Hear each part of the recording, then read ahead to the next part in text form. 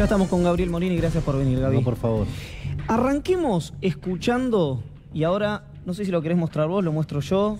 Mostrémoslo, esto por primera vez en televisión. Esta es la declaración de Roberto Barata, uno de los personajes centrales de la trama de Cuadernos, uno de los primeros detenidos que dispara este caso, pero declaración. Este papel fue el mismo que Roberto Barata leyó ante la Cámara Federal hace una semana nada más y fue realmente explosivo. Quizás por eso esta es la primera vez que lo vemos, este documento, y no había aparecido antes en televisión, por el nivel de explosividad que tiene con respecto a los nombres que menciona. Recordemos un pasaje que, reitero, un hallazgo periodístico muy importante, que lo había contado Gaby en Gráfica, en Ámbito, y ayer Gustavo Fabián Silvestre, en Minuto 1, lo puso al aire.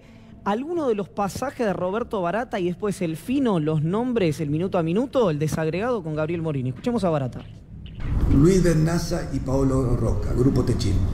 En general mi relación laboral fue con Luis Bernaza y con David Uriburu. Con Paolo Roca mantuve algunas reuniones, también incluso algunas de ellas en su casa. Nunca recibí dinero de esta empresa ni de ninguno de sus directores o empleados. Ahora me pregunto, los gerentes y directores de la empresa Techín que entraron al blanqueo del año pasado, ¿de dónde sacaron sus fondos? Roca en su declaración trata de hacerse el desentendido, diciendo que su holding es muy grande, que él le da facultades a sus directores para manejarse e incluso disponer de los fondos. Realmente no esperaba otra cosa de Roca. Roca miente y debería contratar unos buenos contadores, primero para ver de dónde salieron los supuestos fondos que nunca me dieron, y segundo para ver de dónde salieron los fondos que muchos de sus directores y gerentes blanquearon en el blanqueo del año pasado. Sé que lo que estoy diciendo hoy de Techín y de Paolo Roca puede tener consecuencias personales, incluso para mí o mi familia, pero no tengo miedo y hago responsable a esta empresa y sus dueños de cualquier situación fuera de lo normal que pueda vivir tanto yo como mi familia. Ángelo Calcaterra y Sánchez Caballero. No tengo ningún reparo en decir que con Calcaterra me uní una muy buena relación personal. No así en lo laboral, donde nuestras discusiones eran más que habituales.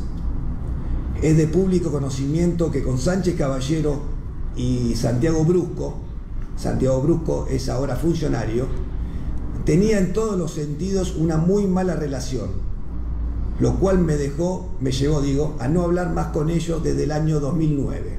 Esto es simple de comprobar, con mi agenda pública o los entrecruzamientos de llamados. Y examiente cuando afirma que tuvo pocas obras. Yo les voy a dejar el ranking de obras del año 2003 a 2015 de todo el ministerio y ahí van a poder ver las obras de cada una de las empresas separadas por tipo de obra y por provincia. Estos rankings hablan por sí solos. Mi origen calabrés y mi educación hace y determina no tener por el momento, y dado el corto tiempo de la audiencia, nada que agregar. Bueno, está claro que Barata no es Juan Carr, ¿no? Pero en este caso está apuntando directamente de una manera, como decía vos, explosiva contra muchísimos empresarios. Forma parte de su estrategia y fíjate cómo comenzaba esta audiencia. Dice, hasta el día de hoy hay muchos, pero muchos empresarios de distintos rubros que figuran por su nombre y apellido, por su empresa o por domicilio que aún no fueron citados a indagatoria. Pregunto por qué. ¿Los tengo que mencionar yo? Dijo Roberto Barata en lo que es un mensaje también. ¿Qué es eso? ¿Es un intento de reaseguro? ¿Es un intento de decir quiero correr la misma suerte que Roca o no? ¿O da la impresión de que hay selectividad a la hora de tomar los datos de los empresarios y llamarlos a indagatoria, sí, por lo pronto? Sí, o que hay mucho más en los cuadernos que lo que nosotros hemos podido ver hasta ahora. Me da esa impresión también por varios de los puntos que vamos a analizar a continuación, refiriéndose a cada uno de los empresarios con subtítulos en cada uno de los lugares. Menciona punto por punto quienes fueron procesados en esta primera tanda e incluye a la familia Roca, en realidad al mandamás del conglomerado Paolo Roca, y también a la plana mayor, a los principales directivos que están involucrados en esta causa y que el juez Bonadío tiene que definir cuál es la situación procesal. De Paolo Roca no sabemos. Comencemos con el repaso, si te parece, que lo hemos distribuido en las siguientes placas para dar una idea de cuál fue la extensión. Son 12 carillas, en verdad son 24 carillas, 12 hojas las que leyó Barata.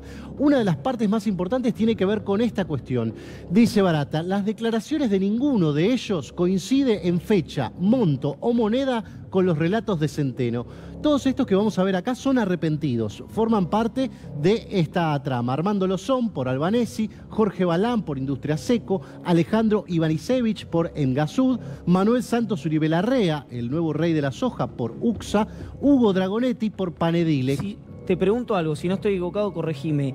En el caso de Dragonetti, él no es arrepentido, sino que se presenta espontáneamente y dice que fue en la declaración jurada. Exactamente. Que puso para la campaña en la declaración jurada, no como arrepentido. Lo mismo que Uribe Larrea, también admite pagos para campaña. Pero ¿cuál es el dato que queremos resaltar acá de lo que dice Barata? Todos los arrepentidos que enunciaron, admitieron algún tipo de pago, tampoco coinciden en fecha, monto o moneda con lo que dicen los cuadernos. ¿Qué puede dar a entender? Que los cuadernos no reflejan la realidad de los arrepentimientos. ¿Se entiende? O sea, van por dos vías distintas. Se arrepienten los empresarios y admiten un delito, pero no eran los delitos que estaban en los cuadernos. Son otros. Vamos a ver la siguiente. Uno de los principales apuntados en la declaración de Barata es Juan Carlos de Goycochea, el primer arrepentido. ¿Se acuerdan? Sí, estaba esquiando. 1 de agosto estalla el caso y Juan Carlos de Goycochea llega de esquiar, aterriza en los tribunales y dice: yo me quiero declarar como arrepentido el mismo viernes de la semana que estalla el escándalo. Un ex Isolux, una de las empresas que tuvo mucha participación en la construcción de la usina de Río Turbio, por la que está presa por derivaciones, está preso el exministro Julio De Vido. ¿Y qué es lo que dice Juan Carlos de Goycochea? Atención, porque de Goycochea miente.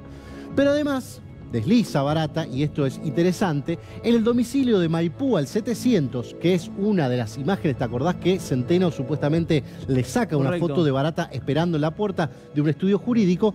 Además del doctor Espirópulos, que es el abogado de Isolux, donde supuestamente esto es lo que admiten, funciona la empresa GBA, que es una habitual, dice Barata, subcontratista de Isolux. Ahora bien, ¿qué es lo que trata de decir con esto el ex subsecretario de Gestión y Control? Precisamente mete a la empresa por la cual Isolux termina echando a de Goycochea por un delito de defraudación que está investigado en la justicia. ¿Por qué? Porque simulaban una subcontratación con esta empresa GBA para la usina de Río Turbio. En realidad, Isolux prácticamente había ganado eso y no la hacía, subcontrataba a otra empresa. ¿Por qué? No se sabe. Y agrego otro dato sobre de Goycochea que digamos, de alguna manera le apunta un poco más. Tiene que ver con, ¿se acuerdan cuando hace la declaración de arrepentido? Dice: no me acuerdo qué gerente financiero de España me decía que pague y yo iba y pagaba. Claro. No tenía nada que ver. Bueno, dice, fíjense quién era el hermano, quién era el gerente financiero de Isolux en Argentina. César, el hermano de Juan Carlos de Goycochea. Dice, investiguen, ¿por qué no investigan las cuentas en el exterior de ambos hermanos? Dice Barata. Dice Barata, ¿por qué no investigan las cuentas aquí y en el exterior de ambos hermanos? ¿Qué pasa con Paolo de King? Bueno, Pablo Roca le dedica, como hemos escuchado, un párrafo realmente muy importante a la cuestión de Roca, lo menciona en varios tramos, sobre todo que, viste que Techín dice, no, nosotros nunca fuimos contratistas, los Kirchner no nos querían, entonces no teníamos contratos de obra pública. Exacto. Bueno, dice que está en el top 3 del ranking por subcontrataciones o por obras que han hecho en conjunto con otras empresas en varios tramos importantes o por concesiones dadas por otras áreas descentralizadas del propio gobierno kirchnerista. Habla de Luis Bednaza, también de Techín, obviamente como parte de ese arreglo, y dice, atención porque este señor cobró un premio por la negociación con Venezuela por claro, la nacionalización de Sidor, sí, que fue un negocio, en realidad, sí, 1.900 millones de dólares, hoy no valdría nada. Hablaba muy bien Bednaza de Hugo Chávez a su gente de confianza. No me llama la atención para nada porque hicieron extraordinarios negocios, entre ellos la nacionalización de Sidor, ¿no? Bueno, y menciona también que había otra persona que se llama Uriburu, que era el interlocutor frecuente que tenía Barata con respecto a ellos y que nunca jamás les dio nada. Y además anota que dicen, bueno, el gobierno kirchnerista nos extorsionaba, si no pagábamos nos cortaban el gas y no podíamos hacer nada. Bueno, la verdad es que era como una empresa de energía, ¿no? Claro, fíjense las fechas. Cuando ellos declaran que hicieron los pagos, no había demanda de gas, era verano. O sea, mal se podía haber extorsionado, supuestamente, con cortarles el gas porque no había una alta demanda que obligara a cortarles el gas. Y uno de los más apuntados, acá pusimos el top 4 de los más fustigados por Barata, es Enrique Pescarmona, que además dio un reportaje hace muy poco nada más, donde básicamente se arrepentía de haber sucumbido al tema de los sobornos forzados por el kirchnerismo. Bueno, le apunta muchísimo por problemas financieros. Dice que el gobierno kirchnerista le ayudó a un concurso preventivo de acreedores, que murió un operario tratando de montar un molino eólico en una obra que nunca pudieron concretar por problemas financieros, y que difícilmente, conociendo el mal carácter que tiene este hombre, le hubieran podido extorsionar o pedir algún favor de alguna clase sobre Pescarmona en particular. Vamos a ver la tercera placa, que tiene que ver con otros nombres. ¿Aparece el mago Galucho? Aparece, pero te voy a decir por qué. Porque en el medio de la declaración, vamos a arrancar por Galucho, se mete el tema de gas natural licuado, supuestamente la causa que origina toda esta cuestión.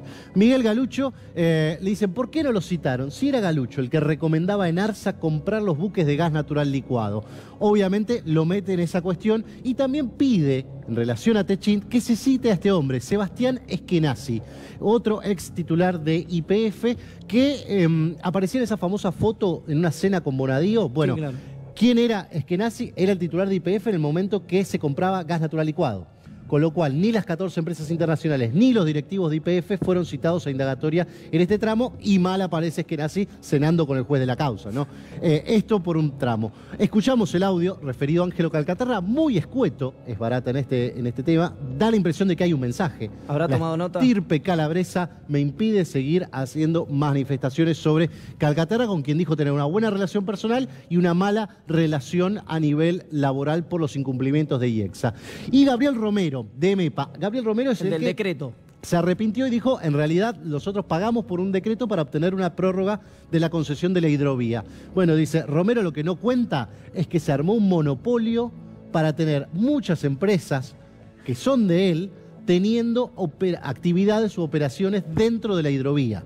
Y las menciona uno por uno, hasta de empresas de publicidad hasta pasando por catering, de todo un poco. Sigamos adelante con las últimas placas, porque también del lado de la política hubo menciones. Juan Manuel Abal Medina prácticamente fue el blanco. Primero porque... De la declaración de Barata. De la declaración de Barata, de esta que tenemos aquí. Primeramente, ¿por qué? Porque acusó a Juan Carlos Choco Mazón, fallecido en el año 2015, como el responsable de todo, y él dijo, bueno, sí, Barata me entregaba los bolsos, yo no sabía qué era, no tenía idea si era dinero legal o ilegal, y los repartía. Nada más. Lo que dice Barata sobre Abal Medina agrega un dato que hasta ahora era desconocido.